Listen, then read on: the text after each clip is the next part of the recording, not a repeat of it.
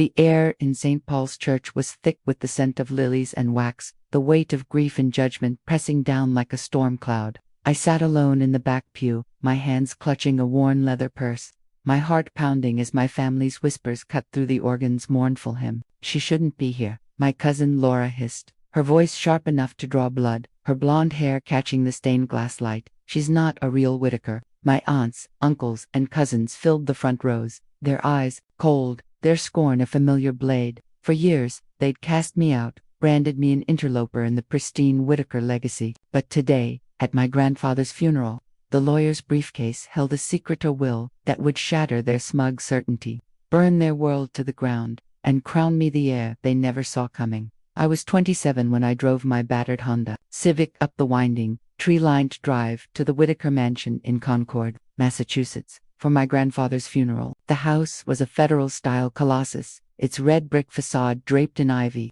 its tall windows glinting like judgmental eyes over acres of manicured lawns. A private pond shimmered in the distance, and a stone fountain gurgled in the courtyard, a monument to the Whitaker wealth built on a textile empire that once clothed New England. I was Sarah Whitaker, but to my family, I was Ellen's mistake, the unwanted product of my mother's rebellion, a stain on their polished legacy. My mother, Ellen, was the youngest of Grandpa Henry Whitaker's 3 children, the wild child who got pregnant at 19 by a man she refused to name. We lived in a cramped apartment in Lowell, a gritty mill town 30 miles from Concord's opulence. Our life was a patchwork of thrift store clothes, instant noodles, and Mom's fierce love despite her battles with addiction. She'd work double shifts at Rosie's Diner, her hands cracked from washing dishes, her smile weary but warm. At night, she'd sing me folk songs, Woody Guthrie, Joan Baez, her voice rough but soothing, promising we'd make it. "You're my star, Sarah," she'd whisper, tucking me into a sagging twin bed. But addiction pulled her under, and when I was 15, a car accident stole her from me, leaving me orphaned and adrift. Grandpa took me in, defying his other children, my Aunt Catherine and Uncle Robert. They were the true Whitakers, the keepers of the family's legacy. Catherine, 52, was a society matron who chaired galas for the Boston Symphony. Her life, a performance of elegance and control. Her ash-blonde hair was always pinned into chignon, her pearls a constant reminder of her status.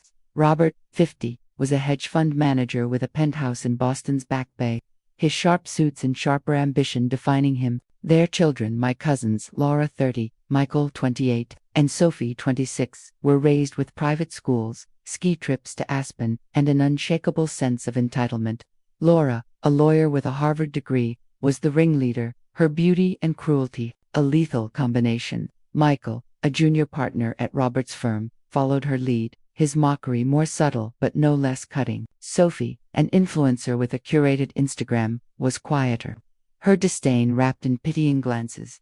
I arrived at the mansion at 15, a gangly girl with frizzy brown hair, wearing jeans that didn't fit right and carrying a suitcase held together with duct tape. Catherine showed me to an attic room, its slanted ceiling and single window a stark contrast to the grand bedrooms downstairs. "It's functional," she said, her voice clipped, her eyes avoiding mine. Robert barely acknowledged me, his focus on his BlackBerry, his mind on his next deal. Laura set the tone early. "You're not a real Whitaker," she sneered at my first family dinner, her fork poised over a plate of roasted quail. "You're just here because Grandpa pities you." Michael chuckled, and Sophie smirked, her eyes flicking to her phone. The dining room, with its crystal chandelier and mahogany table, felt like a courtroom, and I was already guilty. Grandpa was my refuge. At 75, he was a towering figure, his white hair and sharp blue eyes commanding respect. He'd built Whitaker Textiles from a single mill in the 1950s into an empire, selling it in the 90s for a fortune that funded the family's lavish lifestyle. In his study, surrounded by leather-bound books and sepia photos of our ancestors, he'd tell me stories of his youth working the looms, outsmarting competitors, building something lasting. "You've got my fire, Sarah," he'd say, his voice gravelly but warm, slipping me extra cookies when Catherine wasn't looking. He'd send me birthday cards with $50 bills, call me his little star, and ask about my dreams. When I told him I wanted to be a teacher, he beamed. "You'll change lives, Sarah. That's real legacy." But his kindness couldn't erase the family's rejection. Catherine excluded me from their Nantucket vacations, claiming there wasn't room. Robert forgot to invite me to Christmas parties at his penthouse. Laura and her siblings treated me like a servant, asking me to fetch drinks or clean up after their gatherings. At 16, I overheard Catherine telling Robert, "She's not our responsibility. Father's too soft on her." I'd hide in the attic, crying into my pillow, but I never told Grandpa. I didn't want to burden him. When I left at 18 for community college in Lowell, majoring in education, I felt a weight lift. I worked nights as a waitress at Rosie's, the same diner where Mom had worked, saving every tip for rent on a tiny studio apartment. I became a kindergarten teacher, finding joy in the chaos of 5-year-olds, their sticky hands and endless questions a balm for my wounds. But the family's dismissal lingered, a quiet ache I couldn't shake. Grandpa's letters kept me tethered to him. Every month he'd write, his handwriting shaky but his words steady. "Keep shining, little star, don't let them dim you." When he died a heart attack at 85, it felt like losing the only family I'd ever truly had. I was teaching a class of kindergartners, helping them glue construction paper turkeys, when Catherine's call came.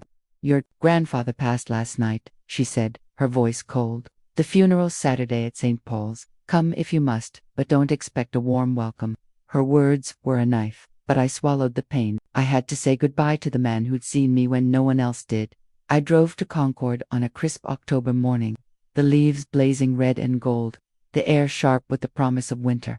St. Paul's Church was a Gothic relic, its stone arches looming over a manicured lawn, its stained glass windows casting rainbows across the pews. I slipped into the back row, my thrift store black dress feeling like a neon sign among the mourners' designer outfits. The church was packed with Concord's elite bankers, lawyers, socialites who dined at Grandpa's table, their faces composed in practiced grief.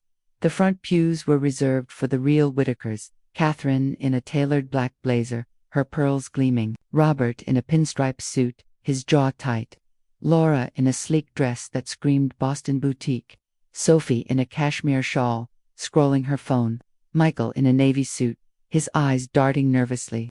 The organ played a mournful hymn, and the air smelled of lilies, wax, and old money. But all I could feel were the stares. Laura spotted me first, leaning toward Sophie. "She shouldn't be here," she whispered, her voice carrying over the hymn. "She's not a real Whitaker." Sophie smirked, her eyes flicking to me, and Michael looked away, his hands fidgeting. Catherine's gaze was colder, her lips a thin line. I gripped my purse, my nails digging into my palms, fighting the urge to run. I'd faced their scorn before, but at Grandpa's funeral, it felt like a public execution. Robert gave the eulogy, his voice polished as he spoke of Grandpa's legacy: Whitaker textiles, his philanthropy, his devotion to family. He described the Nantucket summers, the Boston galas, the boardroom triumphs, painting a picture of a life I'd never been part of. He never mentioned me, not once, as if I'd never existed in Grandpa's world. Catherine dabbed her eyes with a monogrammed handkerchief, playing the grieving daughter to perfection. The congregation nodded, their faces a sea of wealth and privilege. I felt like a ghost, invisible yet exposed, my presence an affront to their carefully curated narrative. After the service, the family led the procession to the cemetery, a rolling green expanse dotted with marble headstones. Grandpa was laid to rest beside his wife, my grandmother, who'd died of cancer before I was born. I stood at the edge of the crowd, my shoes sinking into the damp grass, watching as they tossed white roses onto the casket. Laura handed a rose to Sophie, whispering something that made them laugh. No one offered me one. I placed a single daisy picked from a roadside patch on the casket, my hand trembling. It was all I could afford, but it felt right. A piece of the world Mom and I had shared. The wake was held at the mansion, its grand parlor, a museum of Whitaker history. Oil paintings of stern ancestors lined the walls, their eyes judging me as I hovered near a corner, nursing a glass of water. Waiters in crisp uniforms circulated with trays of smoked salmon and caviar, their movements silent and precise. The room buzzed with hushed conversations, business deals, charity events, gossip about who'd inherit the estate. I overheard Robert talking to a banker about securing the legacy, his voice confident. Catherine approached, her heels clicking on the hardwood floor, her face a mask of controlled disdain. "Sarah, this is a family event," she said, her voice low but sharp, her eyes glinting with authority. "You're not really part of this. You should go." Before I could respond, Laura chimed in, her voice loud enough for the room to hear. She doesn't deserve to be here. She's not even a real Whittaker. Sophie snickered, and Michael shifted uncomfortably, his eyes on the floor. The room went quiet, all eyes on me, the air thick with their judgment. My throat tightened, words trapped behind a wall of pain. I wanted to scream, to tell them how Grandpa had loved me, how he'd called me his star, but the weight of their of it pressed down, suffocating. I set my glass on a table, my hands shaking, and walked out, their laughter echoing behind me. The heavy oak door closed with a thud, and I stood on the porch, the autumn air cold against my skin, my breath visible in the twilight.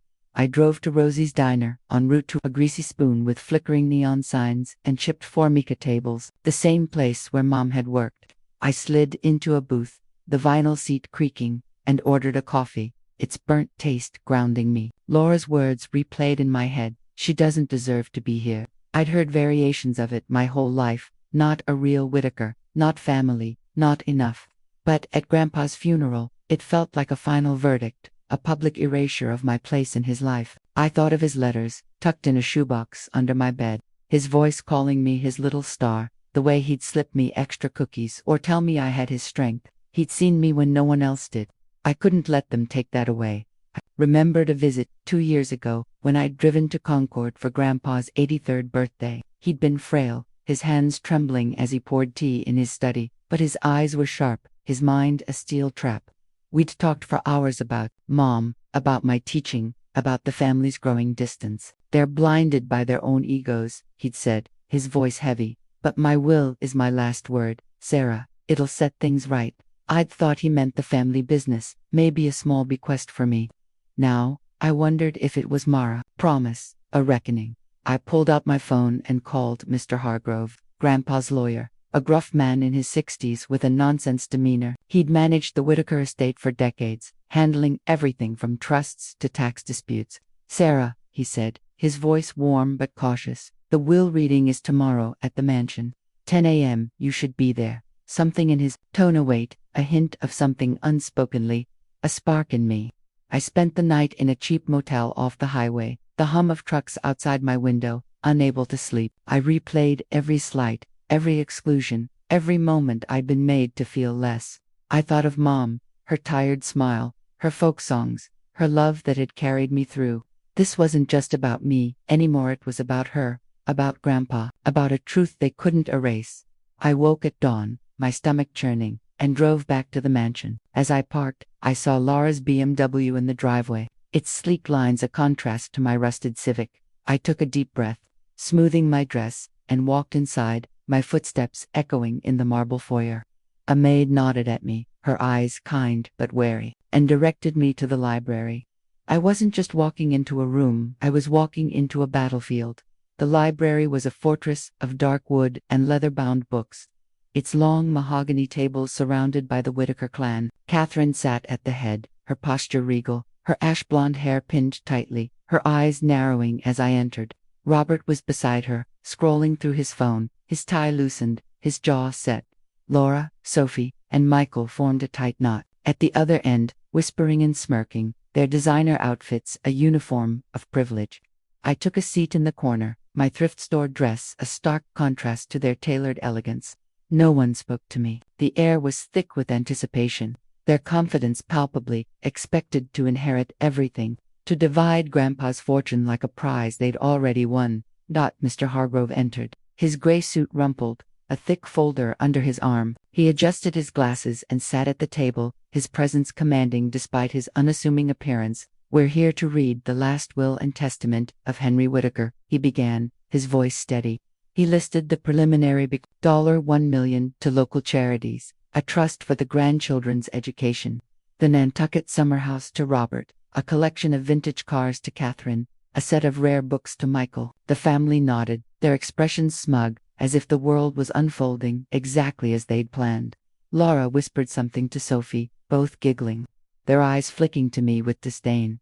Then Mr. Hargrove paused, his gaze finding mine across the room. "To my granddaughter, Sarah Whittaker," he read, his voice cutting through the silence. "I leave the entirety of my estate, including Whittaker Textiles, the Concord Mansion, and my personal fortune, valued at $45 million. The words hung in the air, a bombshell that shattered the room's calm. Chaos erupted.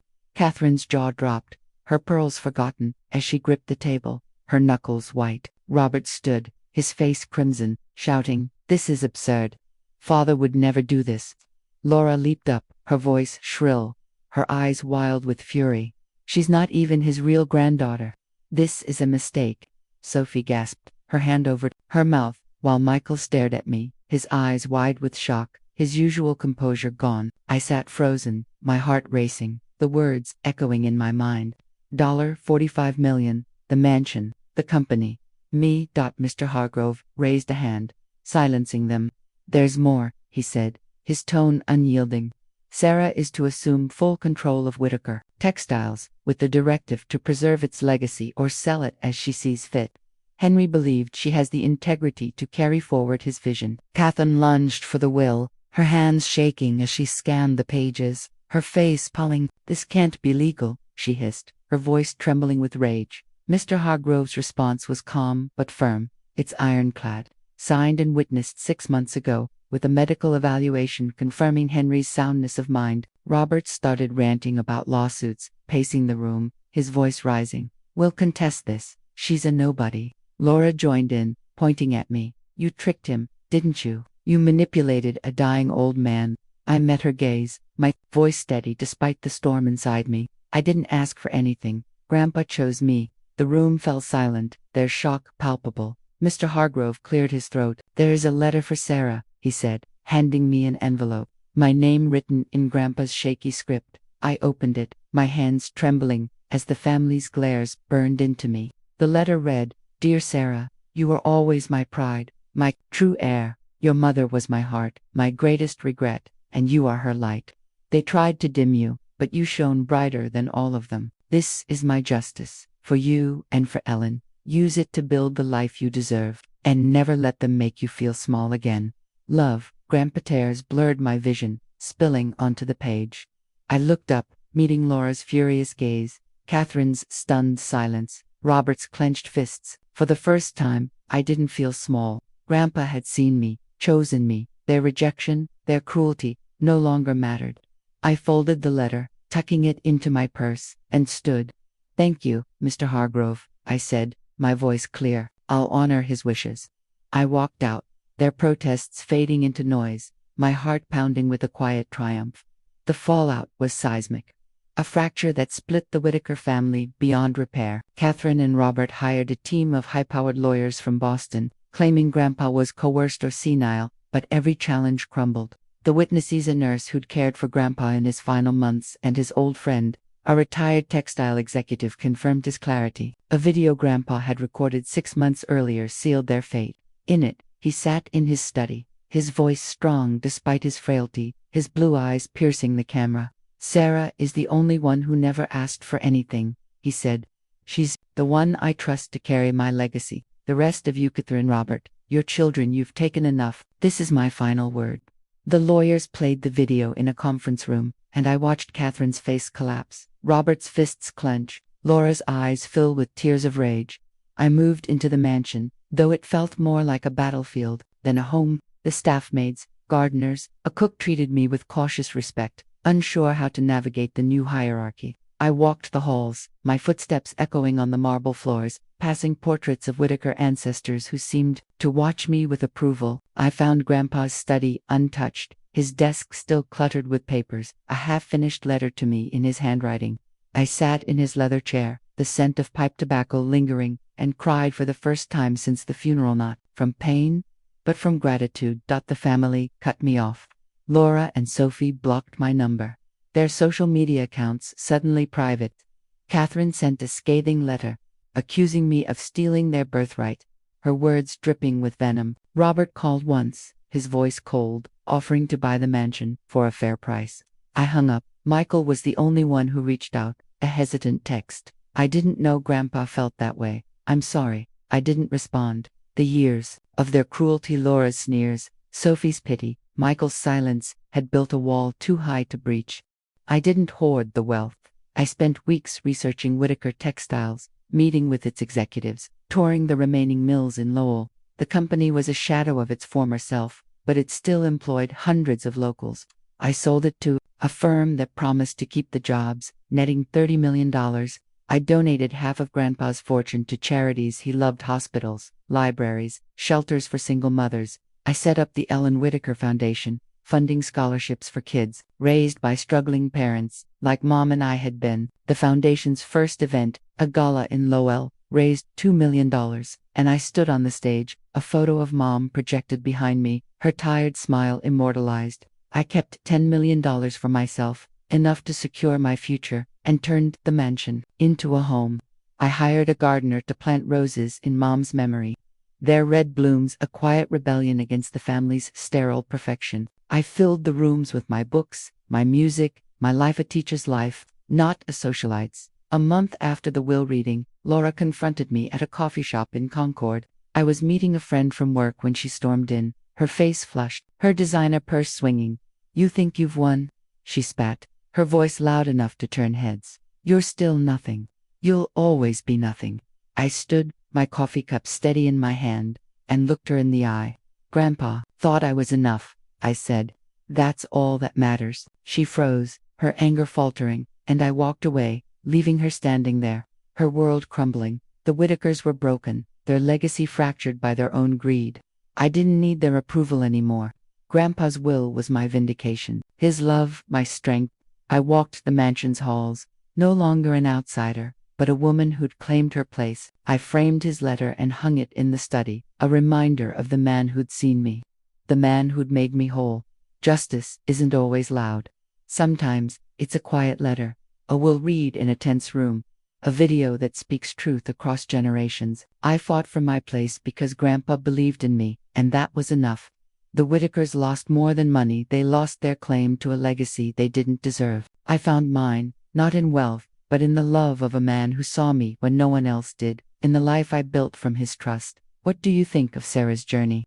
Have you ever faced rejection and found your own way to rise? Share your story below, and let's keep the conversation going.